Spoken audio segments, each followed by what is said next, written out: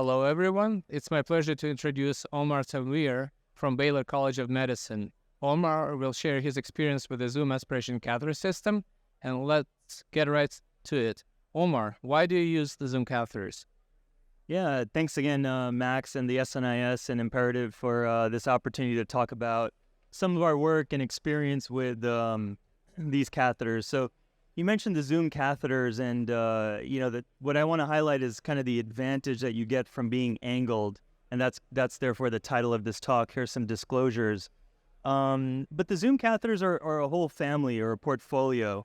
And I think most of us, when we're looking at interventions and planning, we're kind of looking for not a one-size-fits-all formula.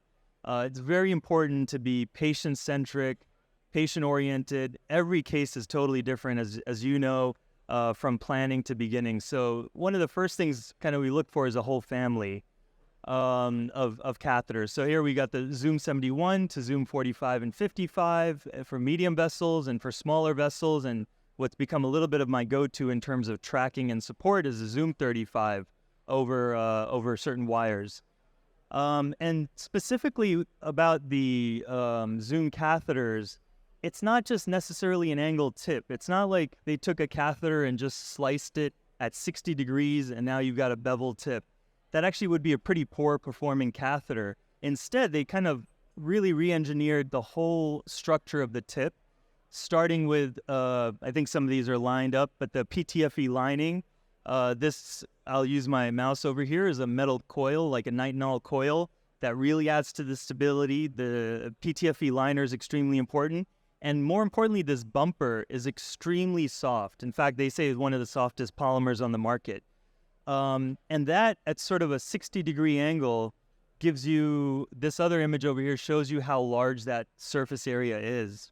That allows for a lot of asymmetric clot engagement and increasing that surface area. This asymmetric clot engagement that you just mentioned certainly appears very unique. How does that aid with clot aspiration?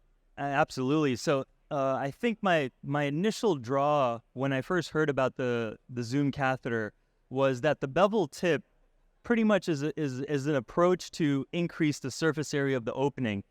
To those of us who do surgeries, it's a very common trick to do that on a blood vessel so it opens up the blood vessel when you're doing a bypass. So a very skinny 1 millimeter artery, you can get it to be 20% larger by just slicing it in half that way. So my initial sort of gravitation to this technology was the larger surface area, but it's a little bit more complicated than that. It's not or more involved and intricate.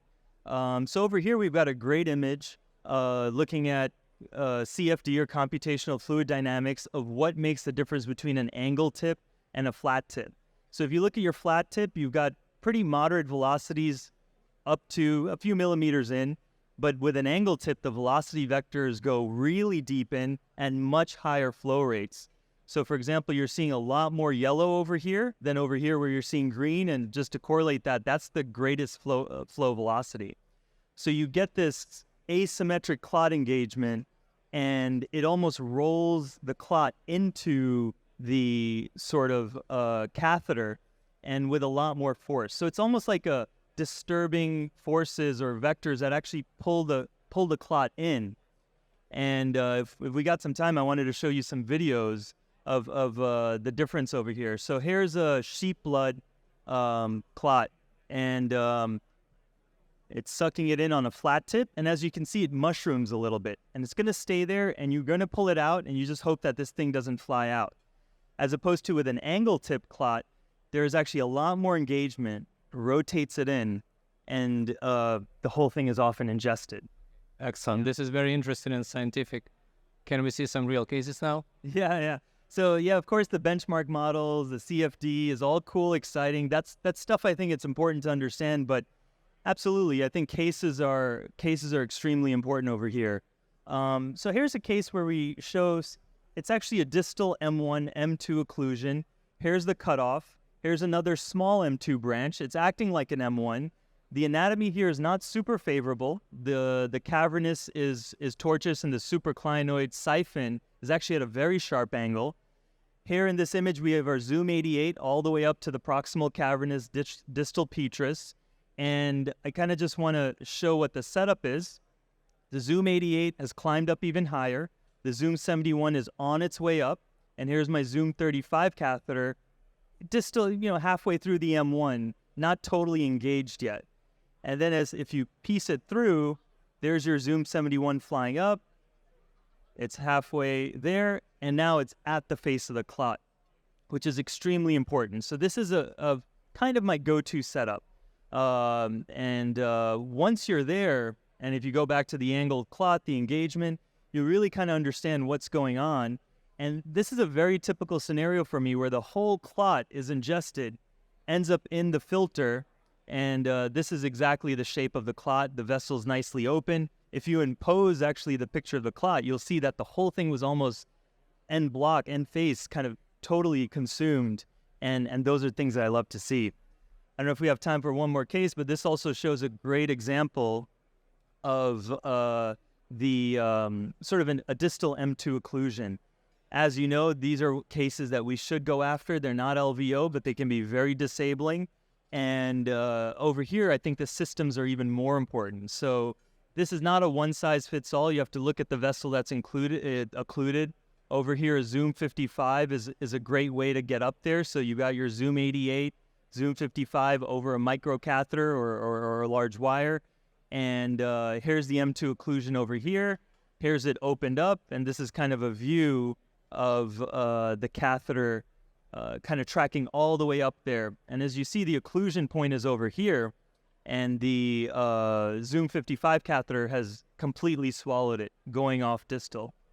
This is where a lot of the angle tip, the asymmetric clot, contact, integration, I think this all plays a big role over here.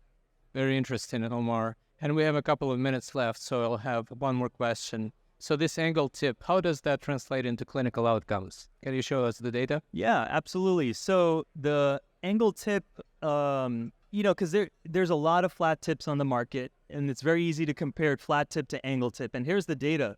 There's shorter procedural times. The use of secondary catheters or stent retrievers are significantly down. I mean, that's where I think there's a huge cost savings for your value analysis committees. And ultimately, you got better kind of reperfusion of reperfusion scores of TICI 2C or better. We're not even talking about TICI 2B anymore. It's really 2C. And I mean, at the end of the day, the time that we're looking for is this time to final perfusion.